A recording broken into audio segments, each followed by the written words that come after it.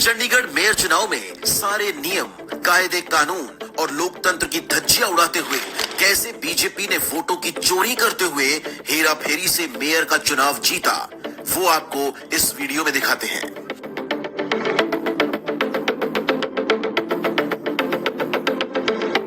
सबसे पहले आपको बताते हैं कि इस चुनाव में केंद्र की बीजेपी सरकार ने जिस व्यक्ति को चुनाव का पीठासीन अधिकारी बनाया था, उनका परिचय क्या है। नाम है अनिल मसीह, जो भाजपा के अल्पसंख्यक मोर्चे का पदाधिकारी रह चुका है। सवाल यह है कि भाजपा का पदाधिकारी कैसे एक निष्पक्ष चुनाव करा सकता है। अब आइए आंकड़ों पर। चंडीगढ़ मेयर चुनाव में बीजेपी के पास है 14 पार्षद, एक अकाली दल का और एक चंडीगढ़ से भाजपा की सांसद। भाजपा के कुल वोट थे सिर्फ 16। अब दूसरा पक्ष, दूसरी तरफ आम आदमी पार्टी के 13 पार्षद, कांग्रेस के 7, कुल संख्या हो जाती है 20। इस हिसाब से आम आदमी पार्टी और कांग्रेस यानी इंडिया गठबंधन के उम्मीदवार का जीतना तय था। अब यहां से शुरू होती है भाजपा की असली साजिश। आपको काउंटिंग पर लगे इस कैमरे से दिखाते हैं कि कैसे भाजपा देश के लोगों के साथ धोखाधड़ी करती है। भाजपा के पीठासीन अधिकारी 36 वोटों की काउंटिंग शुरू करते हैं और पहचान कर इंडिया गठबंधन की वोटों को खराब करने के अपने प्लान को अंजाम देते हैं।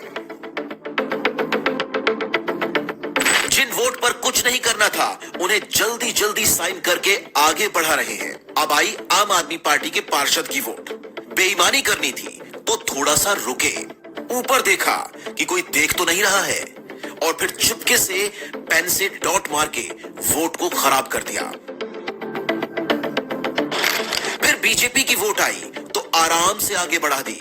उसके बाद वो वोट आई जिस पर गड़बड़ी करनी थी तो चुपके से फिर से पेन चला दिया और वोट को खराब कर दिया। उसके बाद विपक्ष की एक और वोट आई, यानी तीसरी वोट, और उसे भी खराब कर दिया। फिर चौथी वोट खराब की, फिर पांचवी वोट खराब की, उसके बाद छठी, फिर 7वीं और ये 8वीं। एक एक करके आम आदमी पार्टी और कांग्रेस के 8 पार्षदों की वोट खराब कर दी ताकि बीजेपी के उम्मीदवार को जिताया जा सके। बीजेपी को जिताने के लिए पीठासीन अधिकारी इतना जल्दी में थे कि बीजेपी के उम्मीदवार को वहीं बराबर में ही खड़ा किया हुआ था और तुरंत उनको बुलाकर कुर्सी पर बैठा दिया। लोकतंत्र और संवैधानिक मूल्यों का खुलेआम चीरहरण किया गया। क्या मोदी जी इस तरह चुनाव जीतते हैं? चंडीगढ़ में तो कैमरे पर पकड़े गए, पर देश भर में न जाने अभी तक ये लोग कितने चुनाव ऐसे धोखाधड़ी करके जीते हैं। आम आदमी पार्टी ने इस सवाल को मुखर कर दिया है कि अगर छोटे चुनाव इस तरह से जीते जा रहे हैं तो न जाने कितने चुनावों में इस तरह की धांधलियां होती रही होंगी।